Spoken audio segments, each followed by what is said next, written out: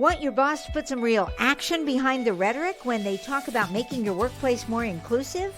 Find out how to hold their feet to the fire and demand diversity on the Diversity Dude podcast. Hello there, and welcome back to the Diversity Dude podcast. I'm your host, Lambert Fisher, marriage and family therapist, award-winning author, and national speaker on the topic of multicultural awareness and diversity.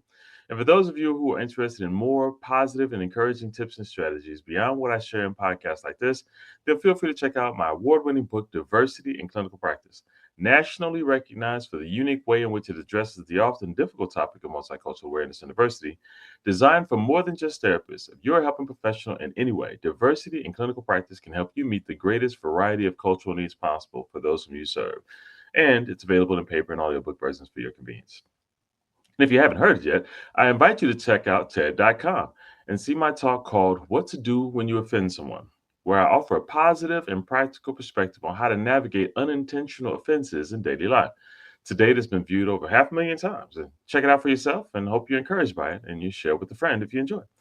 And whether it be through my one-on-one relationship building efforts as a therapist or my informing and empowering efforts as an author or speaker, know that my personal mission is to do my part to improve the world one strengthened relationship at a time.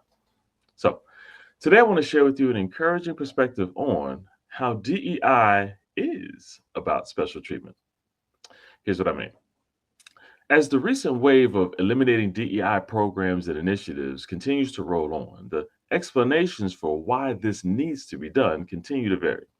Some justify the elimination of DEI programs based on how negatively charged the acronym has become, which is an unfortunate reason to make any decision. I remember when sports teams, after years of hearing how the names of the teams conveyed disrespect for certain cultural groups, they didn't solve the problem by eliminating the teams altogether. They changed the concerning name but maintained their primary focus as a team, which was never the problem in the first place. Similarly, when the combination of letters and DEI have a tendency to remind people of negative and unfortunately unhealthy conversations, we must remember that this does not change the meaning of diversity, equity, and inclusion, somehow making those principles negative and unhealthy to pursue. Similarly, many people oppose DEI programs and initiatives, ironically arguing that in order to truly be equitable, we need to not support DEI because DEI promotes special treatment for some and leave out others at their exclusion, essentially treating them unfairly. Unfortunately, while I think the outcome of this logic is incomplete, interestingly, I would use similar language in a different way to support DEI. Namely, I think DEI in many ways is special treatment, but not special treatment for some, special treatment for all. How so? Well, consider this.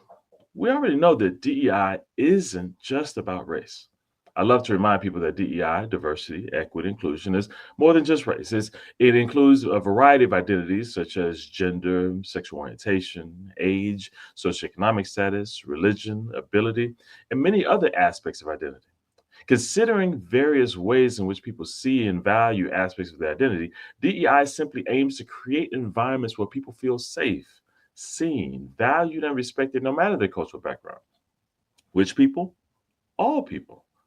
But Lambers, some may say, I've tried that when I responded to Black Lives Matter by saying that all lives matter. Isn't that trying to reach the same goal? And I say, it depends. One of the great things about the All Lives Matter sentiment is that it does encourage people to see, hear, and value everyone. Those who are similar as well as those who are dissimilar, those who have similar needs, desires, abilities, and identities, and those who are different from us as well. This should indeed be promoted as often as possible in word and in action.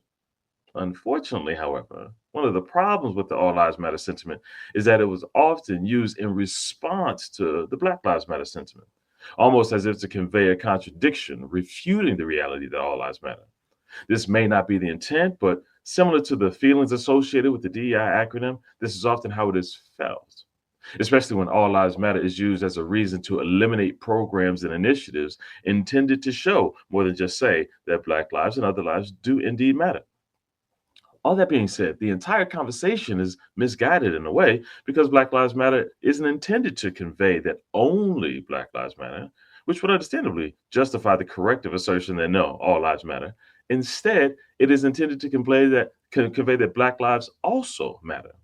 making a corrective response sound like an assertion that they do not have.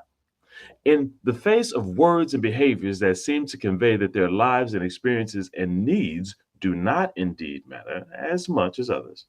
And in hopes of changing that reality, many people feel compelled to assert their value. Again, not above, but not below either.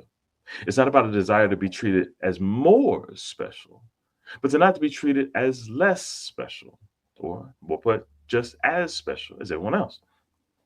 And here's where this one common example expands beyond race. For as I mentioned, DEI is more than just about race. Many people have the privilege to feel as though their race is the norm. Their needs and ways of being are the norm. And anyone who is not in that majority group wanting to change things, claiming to have inconvenient needs of their own, well, they're a problem because they want everyone else, i.e., the majority, to bend over backwards and make special arrangements for those in the minority. And by the way, there is a majority and a minority in every group. Majority versus minority gender, majority versus minority age, sexual orientation, religion, and more. I'm just talking about one group or making one group to be at blame. Instead, I'm reminding us that we can all find ourselves in one or more majority or minority groups at any point in our lives.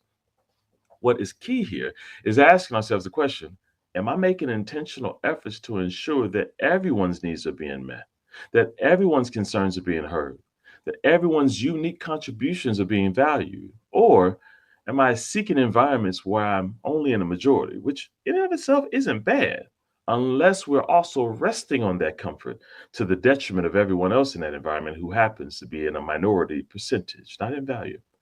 A common response is to convey, hey, if you don't like it, that then you should go where you're in the majority. Then you can go find people and do things your own way rather than expect us to give you special treatment.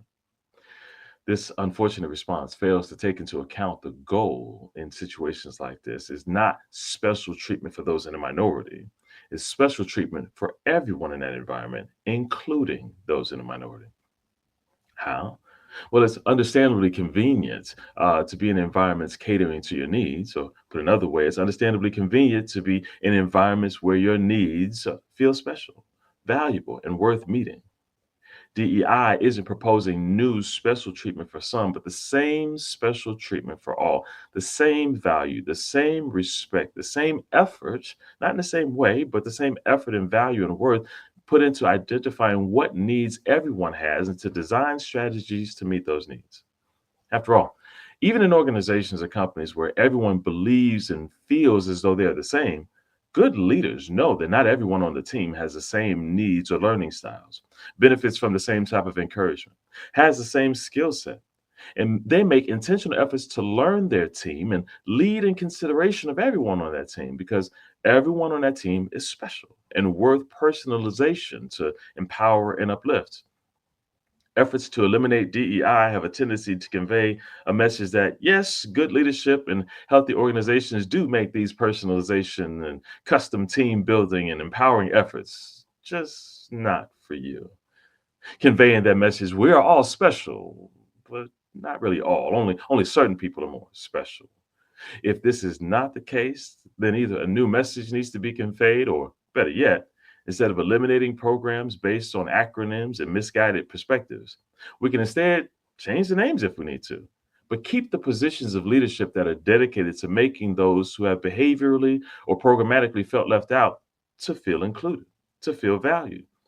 We can keep and improve the programs intended to provide opportunities to to those who have a variety of needs and for whatever reasons didn't feel like they had the resources to obtain certain preconceived prerequisites, but not as an undeserved handout, but in order to bridge the unnecessary gap between them from showing you how awesome they are, how awesome their contributions have that they can make, and the ways in which their uniqueness doesn't have to be inconvenient, but instead it could be an asset to the team of sameness.